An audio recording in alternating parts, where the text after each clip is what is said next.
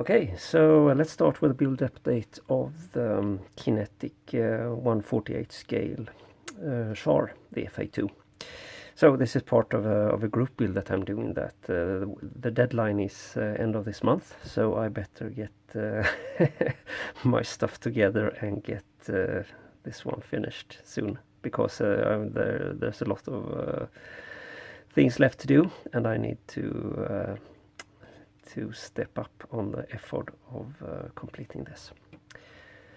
But so far I have mated the fuselage halves together, and I have filled and sanded and polished and re-riveted and rescribed the center line, both on the dorsal here and on the bottom side as well.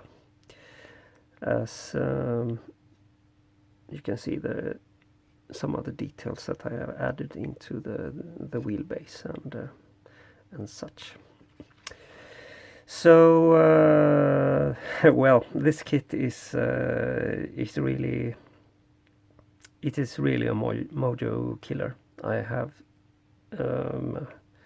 spent a lot of time on this, trying to fix things, and it's not going together in an easy way. So and I still have some issues to deal with before I can continue. For example, I have a really large seam here where the air intake sort of meets the fuselage, and I haven't really figured out how to fix that, but I will come up with something, I'm sure.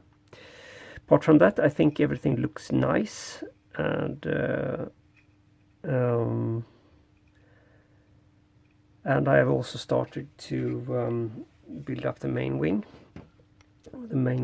section, and we have the hard points here. There are some photo etch as well, which looks nice. And I I actually made a big mistake when I added the photo etch before I added the sway braces. So I had to pry the photo etch off and glue in the sway braces, and then back with the photo etch. So that was a sort of unnecessary extra work that I had to do, because I didn't read the instructions properly.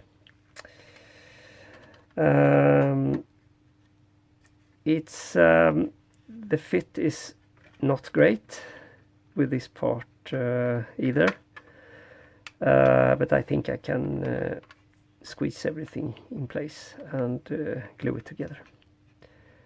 And most of the problems will probably be here on the other side, on the underside with the wing root. So I hope to be able to sort of move every issue down here, because then I don't see the point of trying to fix that. If I can make this part here look nice, and then I'm happy with that.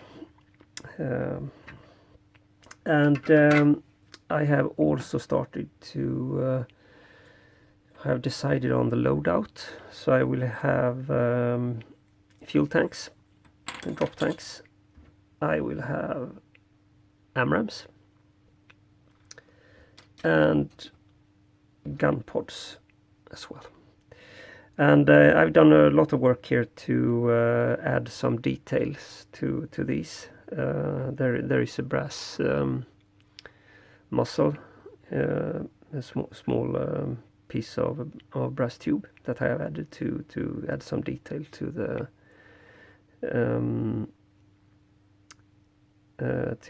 gun port. And I have also drilled out the vents for the gun, for the gases from the gun. And I'm thinking of adding, there's one small hole here back that I think I need to add. That is the ejection hole for the casings from the gun.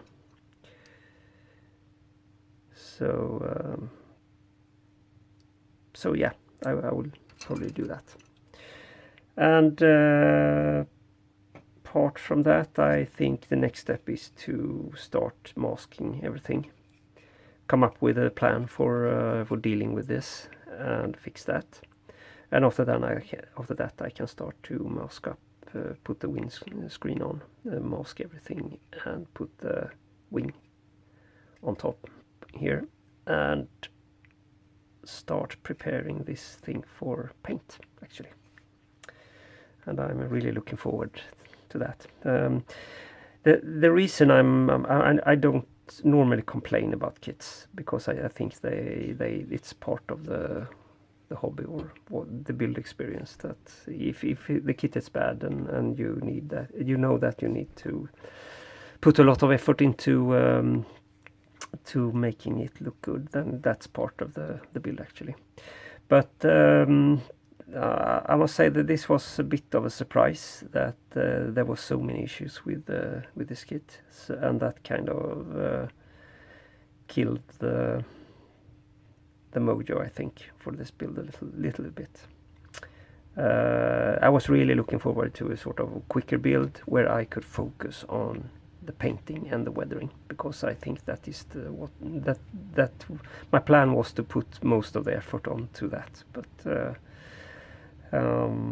yeah, that is not how things turned out. So, well, I won't bin this or postpone the build. I want to finish this, and I want to finish it this month. So I meet the deadline, and after that I can start looking for another kit to build. I think I will build another 1/48 scale kit. I haven't made up my mind what I will build though. So that's the update on this one. Okay, so my next project is a little bit different. I'm building a UV curing station for my 3D printer, and I decided to go completely bonanza with features, and so it's completely over engineered, and but I needed to do something different to sort of restore my mojo and everything. So I have completed, for this curing station I will have a sort of control board or electronics with some software, and I will run a very quick demo here to show how it works. And basically it's an Arduino that is acting as a timer for controlling the motor of a turntable and the UV LEDs. And if we just turn on the timer like so, you can hear that the motor is spinning up and running. So that this is, the motor is supposed to drive a turntable through a gearbox. And we also have the UV LEDs here. That is, they are doing, the LEDs are doing the curing of the resin parts, of course. And as you can see, the timer is ticking down, and if we open the lid like so, then it will turn off. And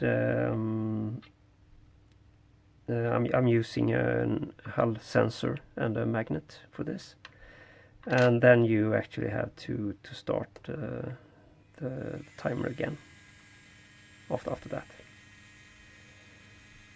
And when it gets down to 0, then everything sort of pauses and so forth. So yeah, that's the electronics basically finished as a prototype, and the software is finished as well. So the next part is the mechanics. Okay, so if we look at the mechanical parts that I have done so far, this is the platform or the turntable that where you place your resin parts that you want to cure, and the turntable is driven by these sprockets, sort of gearbox, and this one is connected to the axle of the motor. And I have printed these using Prusa i3 Mark 3S. We have one of those at our workplace, and we can use it on weekends and evenings for our personal projects. And this is the motor holder or a bracket for that. And I have also designed and printed on my Anycubic Photon a couple of buttons or user interface components. So this is a sort of jog wheel for entering the time on the timer, and these are the stop and the start buttons. They look like this. Really nice, I think. And these are the parts that I printed so far, but I'm working on the rest of the design, and it's made completely in Fusion 360, basically from scratch. The only parts that I have actually reused are these cogwheels or sprockets, because I didn't want to design those myself. So they are actually reused from another project, similar project, and I have tweaked them a little bit. I've increased the size of the platform and made it a little bit thicker and so forth.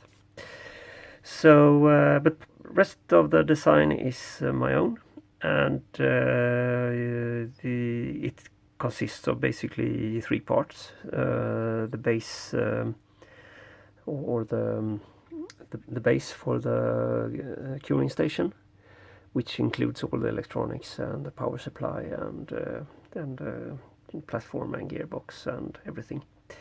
And there's a control panel as well with the user interface parts with the OLED display and the buttons and the jog wheel, and also the cover or the top lid, which will be made in with a 3D printer, same material probably as this. And I will also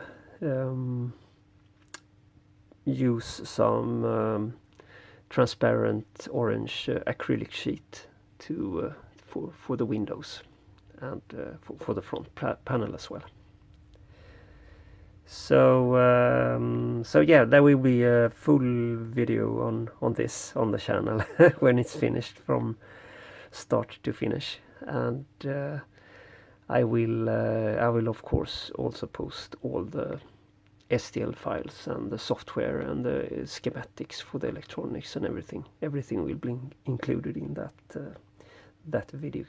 So okay, thank you for watching. I hope you have enjoyed this build update, and happy modeling, and I see you in the next one. Goodbye.